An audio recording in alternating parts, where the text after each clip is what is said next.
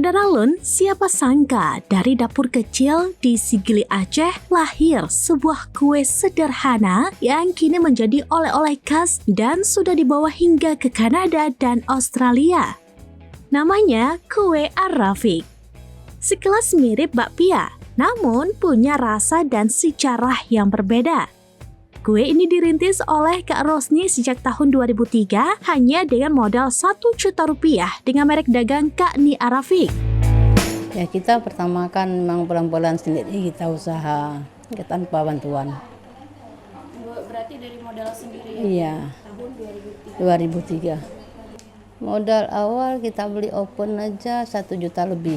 Resep kue ini diwarisi dari sang mertua yang keturunan Tionghoa. Meski aslinya dari budaya Tionghoa, masyarakat di Pidi lebih mengenalnya dengan nama Ar-Rafiq. Bahan-bahannya sederhana, yaitu tepung, minyak, air, dan selai kacang merah buatan sendiri yang dimasak selama 8 jam penuh. Dari hanya 2 kilo tepung, kini kue Ar-Rafiq menghabiskan 2 hingga 3 sak tepung setiap hari dengan omset harian mencapai 4 hingga 5 juta rupiah.